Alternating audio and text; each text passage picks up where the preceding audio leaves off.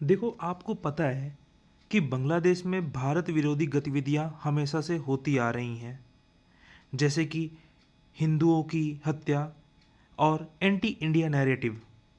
और आप बीच बीच में ये भी देखते होंगे कि बांग्लादेश के जो पॉलिटिकल लीडर्स हैं वो पाकिस्तान और चाइना के साथ कैसे पॉजिटिव संबंध रखते हैं। अक्सर वहाँ का कोई ना कोई बड़ा नेता पाकिस्तान और चाइना के बड़े लीडर्स के साथ मीटिंग करता है और कोई ना कोई ऐसा एंटी इंडिया स्टेटमेंट जरूर देता है। तो भारत ने भी ऐसी सिचुएशन को टैकल करने के लिए एक सोल्यूशन खोज निकाला है। तो भारत ने क्या किया है? भारत ने इनकी गारमेंट फैक्ट्री, जो टेक्सटाइल फैक्ट्री है, उनको टारगेट किया है।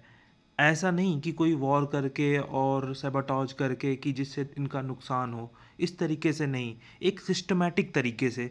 और ऐसा किया है कि जिससे लाखों लोग वहाँ के बेरोजगार हो जाएंगे। टारगेट किया है उनके गारमेंट सेक्टर को। अब फिर हमें ये सोचना है कि गारमेंट सेक्टर को टारगेट कैसे किया है। आपको पता ही होगा, हाल में ही भारत ने यूरोपियन यूनियन के साथ ट्रेड डील की है, जिससे कि हमने बिना किसी वॉर के बांग्लादेश की कमर को तोड़ दिया है। चलो हम ये जानते हैं कि बांग्लादेश करता क्या है। बांग्लादेश कपड़े का व्यापार करता है यूरोपियन यूनियन के साथ। वो कच्चे धागे खरीदता है इंडिया से और अपने यहाँ का भी जो प्रोड्यूस होता है उसका इस्तेमाल करके उसके स्टिच्ड करके कपड़े बनाता है और उसको यूरोपियन यूनियन जैसी 27 कंट्रीज़ में एक्सपोर्ट करता है और अच्छा खासा रेवेन्यू कमाता है। तो इससे क्या होता है, इसकी टेक्सटाइल इंडस्ट्री और अपरेल इंडस्ट्री दोनों फलती फूलती हैं। देखो, एक चीज़ मैं इंपॉर्टेंट बताना चाहता हूँ कि जो अपरेल इंडस्ट्री और टेक्सटाइल इंडस्ट्री में अंतर क्या होता है।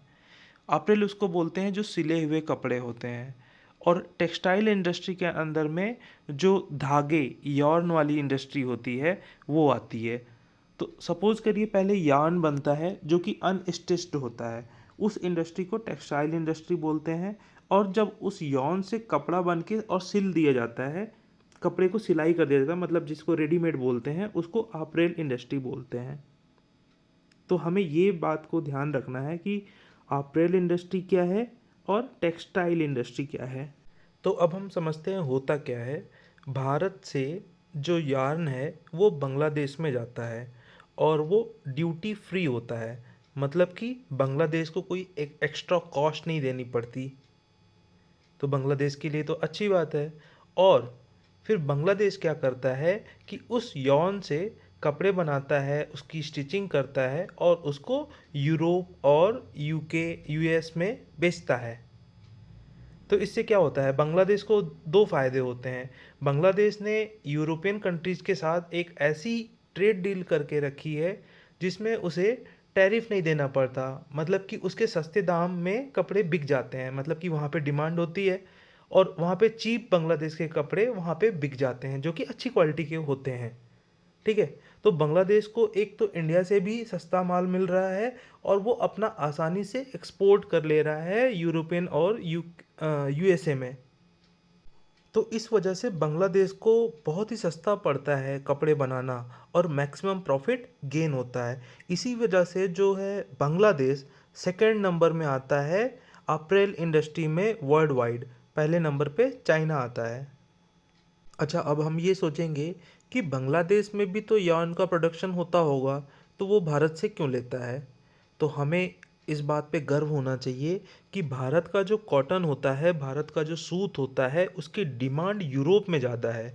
यूरोपियन कंपनीज जैसे कि जारा हो गई और बड़ी बड़ी महंगी कंपनियां हो गई, तो वो उनकी डिमांड होती है कि बांग्लादेश जो कपड़े बना के देगा उसमें जो कॉटन यूज होगा वो इंडियन वाला होना चाहिए।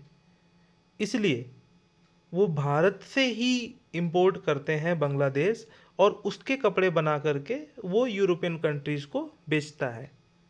लेकिन अब सिचुएशन क्या हो गई है, हमारे बांग्लादेश के साथ बहुत अच्छे रिलेशनशिप रहे नहीं। पहले शेख हसीना थी जिनके भारत के साथ बहुत अच्छे संबंध थे और भारत भी इन रेसिप्रोकेशन उसको सस्ते बिजली और सस्ते कॉटन दिया करता था। लेकिन अभी हाल में ही हमने यूरोपियन यूनियन के साथ डील की है, तो जो हमारा कॉटन है हम उसको बांग्लादेश को क्यों देंगे? हम खुद यहाँ पे अपना रॉ मटेरियल से कपड़े बनाएंगे और डायरेक्टली ही एक्सपोर्ट करेंगे यूरोपियन यूनियन को। जिससे क्या होगा कि हमारी इंडस्ट्रीज़ फलेंगी फूलेंगी और हमारे जो इंडस्ट्रियल कारोबारी लोग हैं उनको ज़्यादा फ़ायदा होगा। तो ये बात जो है बांग्लादेश को कभी नहीं पसंद आएगी। सेम सिचुएशन अप्लाई होती है पाकिस्तान के साथ। पाकिस्तान भी यूरोपियन यूनियन और यूके यूएस जैसी कंट्रीज़ को इंपोर्ट एक्सपोर्ट करता है सामान, और वहाँ पे लगभग 80% सामानों पर उसको टैरिफ नहीं देनी पड़ती। लेकिन अब क्या होगा कि भारत जो है उसके पास भी विदाउट टैरिफ, मतलब ऑलमोस्ट 0% टैरिफ पे एक्सपोर्ट करेगा यूरोपियन कंट्रीज़ को, 27 कंट्रीज़ को। तो कितना बड़ा बाजार भारत के लिए ओपन हो चुका है। जब भारत अपना ही कॉटन खुद बना करके बेचेगा तो बांग्लादेश और पाकिस्तान से कोई क्यों खरीदेगा? उनके लिए भी अच्छा रहेगा कि चलो इंडियन सामान खरीदते हैं और हमें रॉ मटेरियल भी नहीं लेना है, सीधा सीधा इंडिया से स्टिच्ड आइटम, जो कि अपरेल इंडस्ट्री भी एक्सपैंड करेगा, साथ साथ टेक्सटाइल इंडस्ट्री का भी ग्रोथ होता रहेगा। अभी हमने सिर्फ एक डायमेंशन की बात की। दूसरा पॉइंट हमें ये भी सोचना चाहिए कि ट्रंप ने भी बांग्लादेश पर 35% टैरिफ लगा दिया है और इंडिया पे सिर्फ 25% का। तो ये 10% का मार्जिन है और वो 10% का रिस्पेक्टिव मार्केट शेयर हमें मिलने वाला है। तो इस डायमेंशन में भी देखा जाए तो हमारा ही फ़ायदा है। दूसरा एक ये कि बांग्लादेश में कोई इनकी जल विद्युत परियोजना नहीं है, कोई यहाँ पे हाइड्रो डैम नहीं है, क्योंकि बांग्लादेश की डेमोग्राफी ही ऐसी है कि कोई ऐसा हाई प्लेन नहीं है जहाँ पे वो अपना वाटर रिजर्व करके इलेक्ट्रिसिटी जनरेट करें। तो शेख हसीना की गवर्नमेंट के दौरान क्या होता था कि इंडिया से अच्छे रिलेशन थे, तो अडानी ने उनको बिजली प्रोवाइड किया करता था। लेकिन अभी जो यूनुस की गवर्नमेंट है उसने ऐसा नैरेटिव सेट किया है कि वो नहीं चाहते कि अडानी बांग्लादेश में काम करे। तो ठीक है, अडानी ने non payment of electricity bill का हवाला देते हुए अपनी इलेक्ट्रिसिटी की सप्लाई काट दी। अल्टीमेटली इससे इनकी अप्रैल इंडस्ट्री और जो टेक्सटाइल इंडस्ट्री है दोनों में विद्युत आपूर्ति घट गई, जिससे कि टेक्सटाइल मिलें बंद होने लगी और अप्रैल मिलें बंद होने लगी, जिससे कि इनका जो यूएस या यूके में डिमांड थी आपूर्ति कर पाने में भी फेल हो गए। तो इस तरीके से मल्टी डायमेंशनल इंडिया अपना गेम खेल रहा है, जिससे कि बांग्लादेश को लाइन में लाने में आसानी होगी।